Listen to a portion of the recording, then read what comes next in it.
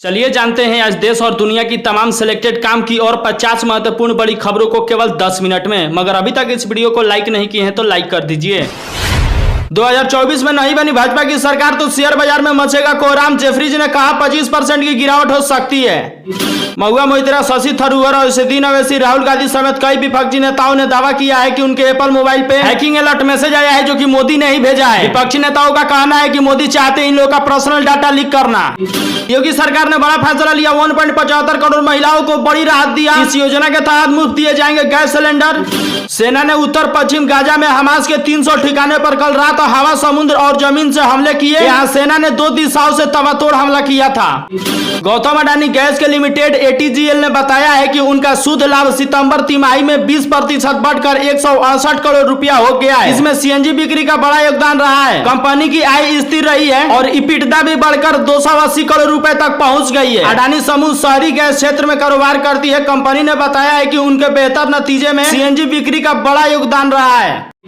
राजस्थान विधानसभा चुनाव के लिए कांग्रेस ने चौथा और 5वां सूची जारी कर दिए हैं। दोनों इस सूची में 61 नाम घोषित किए हैं। 31 नए चेहरे पर दांव खेल रहा है कांग्रेस। सचिन पायलट समेत और भी 7 विधायकों को टिकट काटे गए हैं। मराठा आरक्षण आंदोलन ने महाराष्ट्र के कई जिलों में हिंसक रूप ले लिया है। इस बीच संजय राउत ने CM एकनाथ शिंदे पर राजनीति करने का आरोप भी लगाया है। कहा कि सर्वदलीय बैठक में उनकी पार्टी के लोगों को नहीं बुलाया गया, अन्यथा दूसरे पार्टी के लोगों को बुलाया गया एकनाथ शिंदे के सर्वदलीय बैठक पार्टी में। प्रधानमंत्री नरेंद्र मोदी आज एशियाई पैरा गेम्स के खिलाड़ियों को संबोधित करेंगे। PM मोदी ने नई दिल्ली के मेजर ध्यानचंद नेशनल स्टेडियम में शाम 4:30 बजे भारत के एशियाई पैरा गेम्स के दल के साथ संवाद करेंगे। केंद्रीय गृह मंत्री राजनाथ सिंह भी साथ में रहेंगे और 7 नवंबर को होने वाले विधानसभा चुनाव के लिए मिजोरम की यात्रा पर भी जाएंगे। भाजपा के एक वरिष्ठ नेता ने यह जानकारी दी है। TMC सांसद महुआ मोइत्रा ने लोकसभा की एथिक्स कमेटी से एक खास मांग की है। उन्होंने कहा है कि वो चाहती है कि इस पूरे मामले में कारोबारी दर्शन हीरा नंदनी की बेहतरीन तरीके से जांच हो। दिल्ली शराब नीति घोटाले के मामले में CM अरविंद केजरीवाल को CBI के बाद अब प्रवर्तन निदेशालय ने तलब दिया है। दिल्ली के मुख्यमंत्री को पूछताछ के लिए 2 नवंबर को ED ने बुलाया है। वहीं अब आम आदमी पार्टी को अरविंद केजरीवाल की गिरफ्तारी का डर सता रहा है। इस मुद्दे पर दिल्ली के शिक्षा मंत्री और सीनियर AAP नेता अतिशी ने NDTV से बात की। उनका कहना है कि दिल्ली के CM को 2 नवंबर को गिरफ्तार किया जा सकता है। गाजा में इजरायली सेना हमास का खात्मा करने के लिए अंदर घुसी जा रही है। पीठ पर गोलियों से भरे बैग हैं। उसके सैनिक तबातोड़ गोलियां बरसाते हुए आगे बढ़ रहे हैं। अंतर्राष्ट्रीय बाजारों में कच्चे तेल की कीमतों में तेजी देखने को मिली है, जिसके चलते भारतीय तेल कंपनियों ने हर छोटे और बड़े शहरों के लिए पेट्रोल और डीजल के कीमतों में नया दाम तय किया है। आइए एक नजर उस पर भी डालते हैं। चेन्नई में पेट्रोल 102 रुपया 63 पैसा लीटर है। वहीं डीजल 94 रुपया 24 पैसा लीटर है। वहीं बात करें नई दिल्ली में तो 96 रुपया 72 पैसा पेट्रोल है और 89 रुपया 62 पैसा डीजल है। देखा जाए कोलकाता में तो पेट्रोल यहाँ 106 रुपया 3 पैसा लीटर है और डीजल 92 रुपया 76 पैसा है। वहीं बात करें मुंबई के तो 106 रुपया 21 पैसा पेट्रोल है और डीजल यहाँ 94 रुपया 27 पैसा लीटर है। हर एक राज्य से महंगा पटना में पेट्रोल और डीजल की कीमत है। जैसे कि आपको बता दें, पेट्रोल यहाँ 107 रुपया 74 पैसा लीटर है और डीजल यहाँ 94 रुपया 51 पैसा लीटर है। कंगना रनावत के तेजस फिल्म की चर्चा पूरे भारत में भले ही नहीं है। कंगना रनावत की फिल्म तेजस को दर्शक भले ही ना मिल रहे हो, लेकिन एक्ट्रेस की चर्चा हर ओर है। उत्तर प्रदेश के मुख्यमंत्री योगी आदित्यनाथ से मिली तो कंगना और योगी आदित्यनाथ दोनों मिलकर के फिल्म देखे। कंगना रनावत की फिल्म तेजस बॉक्स ऑफिस पर बुरी तरह से फ्लॉप होते हुए दिख रही है। फिल्म 27 अक्टूबर के रिलीज हुई थी और फिल्म का कलेक्शन बेहद ही निराशजनक है। 5 दिनों में फिल्म 5 करोड़ भी नहीं कमा सकी है। वही अपनी पिछली कई फिल्मों के फ्लॉप होने के बाद कंगना रनावत को तेजस से काफी उम्मीदें थी, जो अब टूटती हुई नजर आ रही है। आपको बता दें कि इस फिल्म को तैयार करने में 30 करोड़ रुपया लगा था, जो कि डायरेक्टर, प्रोड्यूसर और कंगना रनावत के लिए बहुत दुख की बात है कि यह फिल्म चली नहीं रही है, फ्लॉप हो गई। भाजपा विरोधी दलों के इंडिया गठबंधन के उत्तर प्रदेश में सबसे बड़े घटक दल कांग्रेस और समाजवादी पार्टी में झगड़े के बीच यूपी कांग्रेस अध्यक्ष अजय राय ने फिर एक बार सपा अध्यक्ष अखिलेश यादव को चिढ़ाने वाली बात कह दी है। अजय राय ने कहा है कि कांग्रेस का प्रदेश अध्यक्ष होने के नाते हमारी जिम्मेदारी है कि पार्टी को 80 सीट पर लोकसभा चुनाव लड़ने की तैयारी मजबूती से करें। अजय राय ने कहा है कि 2024 का चुनाव बहुत ही अहम और इसलिए वो जिला और मंडल स्तर पर पार्टी नेताओं के साथ लगातार बैठक कर रहे हैं। कांग्रेस ने हाल ही में यूपी में जाति और समुदाय आधारित संपर्क अभियान भी शुरू किया है, जिसमें दलित और अल्पसंख्यक पर उसका खास फोकस है। इसकी वजह से सपा नेता अखिलेश यादव चिढ़े हैं। राजस्थान में अरवल से बीजेपी सांसद बाबा बालकनाथ कल नामांकन भरने पहुंचे। राजस्थान चुनाव के दौरे पर इस बार सीएम योगी आदित्यनाथ भी कल पहुंचे। बाबा बालकनाथ ने सभा के दौरान कांग्रेस पर जमकर निशाना साधा। उन्होंने कहा कि किसानों से झूठ बोलकर बनी सरकार को जनता इस बार बर्दाश्त नहीं करेगी। कांग्रेस सरकार को उखाड़ फेंकने के लिए नामांकन के दिन बाबा ने जमकर कांग्रेस को धोया। बाबा बालकनाथ ने कहा कि राजगढ़ में 300 साल पुराना शिव मंदिर तोड़कर कांग्रेस सरकार ने घोर अपराध किया है। इस बार भारतीय जनता पार्टी के पक्ष में माहौल बन रहा है। बालकनाथ ने योगी जी के सम्मान को लेकर भी कहा कि उनका सम्मान तब होगा जब इस बार राजस्थान में बीजेपी की सरकार बनेगी।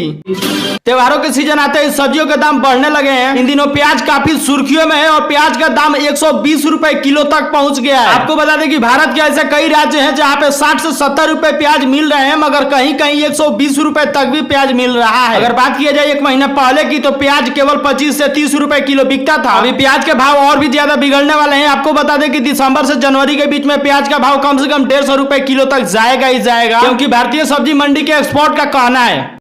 छत्तीसगढ़ विधानसभा चुनाव 2023 के चुनावी हलचल के बीच राजनीतिक दलों स्टारों के प्रचारकों के लिए आना जाना तो लगा ही रहा है। वहीं भाजपा के स्टार प्रचारक पीएम मोदी, गृह मंत्री अमित शाह और योगी आदित्यनाथ कल छत्तीसगढ़ के दौरे पर आएंगे। इस दौरान वे अलग अलग जिले में धुआंधार प्रचार प्रसार करेंगे। आपको बता दें कि पीएम नरेंद्र मोदी 7 नवंबर को सरुजा के दौरे पर आएंगे। वहीं विश्रामपुर और सूरजपुर में शोभा यात्रा होगा। साथ ही पीएम नरेंद्र मोदी 14 नवंबर को रायपुर में रोड शो करेंगे। तेलंगाना विधानसभा चुनाव को लेकर कांग्रेस एक्टिव मूड में नजर आ रही है। कांग्रेस ने एक बार फिर से बीआरएस सरकार पर निशाना साधा। बीआरएस सरकार पर कांग्रेस ने जमकर आरोप लगाया। कांग्रेस के वरिष्ठ नेता राहुल गांधी ने कहा है कि बीआरएस सरकार बड़े पैमाने पर भ्रष्टाचार में लिप्त है। उन्होंने लोगों की आकांक्षाओं को धोखा दिया है। राहुल गांधी तेलंगाना के कोल्हापुर में पहुंचे। यहाँ उन्होंने एक रैली को संबोधित किया। इस दौरान उन्होंने कहा कि कालेश्वरम सिंचाई परियोजना एक विश्वासघात है। यह पैसा आपका और आपके भविष्य का है। मुख्यमंत्री तेलंगाना के गरीब किसानों मजदूरों के 1 लाख करोड़ रुपए चुराया है। मध्य प्रदेश में विधानसभा चुनाव प्रचार तेजी पकड़ रहा है। कल ग्वालियर पहुंचे पूर्व केंद्रीय मंत्री रविशंकर प्रसाद ने दावा किया है कि मध्य प्रदेश विधानसभा चुनाव में भाजपा का जोरदार विजय प्राप्त होगी और हमारी पार्टी सरकार बनाएगी। उन्होंने कांग्रेस पर तंज कसते हुए कहा कि राहुल गांधी कहीं भी जाए इससे कोई फर्क नहीं पड़ता, मगर वो क्या बोलेंगे इससे फर्क पड़ेगा और वो जितना बोलेंगे उतना कांग्रेस के लिए समस्या पैदा होगा। प्रधानमंत्री किसान सम्मान निधि योजना के लाभार्थियों के लिए खुशखबरी की बात है। आपको बता दें कि दिवाली से पहले 8 करोड़ से ज्यादा किसानों के खाते में 15वीं किस्त 2000 रुपए भेजे जाएंगे। पाकिस्तान सरकार ने अवैध तरीके से रहने वाले अफगानिस्तानियों को चले जाने के लिए समय सीमा 31 अक्टूबर तय किया था, जो कि खत्म हो चुका है। पाकिस्तान में रह रहे अवैध अफगानी लोगों को पाकिस्तान सरकार कल से भगाना शुरू कर देगा। संयुक्त राष्ट्र अमेरिका ने पाकिस्तान को ऐसा नहीं करने की चेतावनी भी दी, लेकिन पाकिस्तान ने चेतावनी को खारिज कर दिया। और पाकिस्तान सरकार ने कहा है कि अफगानी नागरिकों को अंतर्राष्ट्रीय नियम और कानूनों के अनुसार ही ऐसा किया जा रहा है। पाकिस्तानी विदेश मंत्रालय की प्रवक्ता मुमताज जहारा ने दोहराया है कि पाकिस्तान सरकार अभी अवैध नागरिकों की निर्वासित करेगी, फिर चाहे वो किसी भी देश या राष्ट्रीयता का क्यों न हो। इजराइल ने कल हमास के शीर्ष कमांडेंट इब्राहिम बियारी को खत्म करने का दावा किया, जो इजराइल के 7 अक्टूबर के हमले में जिम्मेदार लोगों में से एक था। इजराइल रक्षा बलों के अनुसार उसके लड़ाकू विमान ने हमले किए और जबालिया हमास की कमान और नियंत्रण को नुकसान पहुंचाया और बड़ी संख्या में वहां के लोगों को खत्म कर दिया। आईडीएफ ने सोशल मीडिया प्लेटफॉर्म एक्स पर पोस्ट कर कहा, इजरायली हमले के बाद हमास के भूमिगत आतंकवादी बुनियादी ढांचा ध्वस्त हो गया है। मुकेश अंबानी को जब से जान से मारने की धमकी मिला है, तब से मुकेश अंबानी काफी ज्यादा परेशान दिख रहे हैं। आपको बता दें कि मुकेश अंबानी के मेल पे किसी ने मेल किया और बोला कि 20 करोड़ रुपए आप मुझे डालें, अगर पैसा नहीं डाला तो 1 सप्ताह के अंदर आपको जान से मार दूंगा। मुकेश अंबानी ने उस मेल का जवाब नहीं दिया, फिर उसने 200 करोड़ रुपए का मांग किया, फिर 400 करोड़ रुपए का मांग किया। इसके बाद मुकेश अंबानी का सुरक्षा बढ़ा दिया गया है। उनकी सुरक्षा में 10 से ज्यादा एनसीजी कमांडो, मुंबई पुलिस अधिकारी और 60 से करीब सीआरएफ के जवान तैनात हैं। आपको बता दें कि मुकेश अंबानी के हर महीने सुरक्षा पर 15 से 20 लाख रुपए का खर्च आता है। सरकार उनकी सिक्योरिटी का खर्च उठाती है। साल 2023 में आतंकी संगठन हिजबुल्लाह ने मुकेश अंबानी को जान से मारने की धमकी दी थी, जिसके बाद उन्हें सरकार की ओर से सुरक्षा मिली हुई है। अपने सख्त फैसले की वजह से अक्सर सुर्खियों में रहने वाले उत्तर प्रदेश के मुख्यमंत्री योगी आदित्यनाथ फिर चर्चाओं में हैं। दरअसल सीएम योगी ने एक बार फिर उत्तर प्रदेश प्रदेश में स्पीकर हटाओ अभियान शुरू करने का निर्देश जारी किए हैं। इसी के साथ सीएम योगी ने यह भी साफ कर दिए हैं कि इस अभियान की जिम्मेदारी जिला अधिकारी और एसपी की होगी। मिली जानकारी के मुताबिक आपको बता दें कि उत्तर प्रदेश के मुख्यमंत्री योगी आदित्यनाथ त्योहारों से पहले सभी जिला अधिकारियों और एसपी की समीक्षा बैठक कर रहे थे। दरअसल आने वाले दिनों दीपावली और छठ पूजा जैसे त्योहार आने वाला है। इस दौरान सीएम योगी ने जिला अधिकारी और एसपी अधिकारियों को लाउड स्पीकर हटाओ के निर्देश जारी कर दिए हैं। अगर जियो का सिम आप भी चलाते हैं तो आपके लिए गुड न्यूज है। आपको बता दें कि आपके मोबाइल में भी 5G डाटा एकदम अनलिमिटेड और फ्री चल रहा होगा, मगर आपको ये नहीं पता है कि आखिर ये कब तक चलेगा। जियो का मैनेजर सुनील कुमार ने बताया है कि जियो 5G उस दिन तक चलेगा जब तक पूरे भारत में घर घर जियो फाइबर नहीं लग जाता।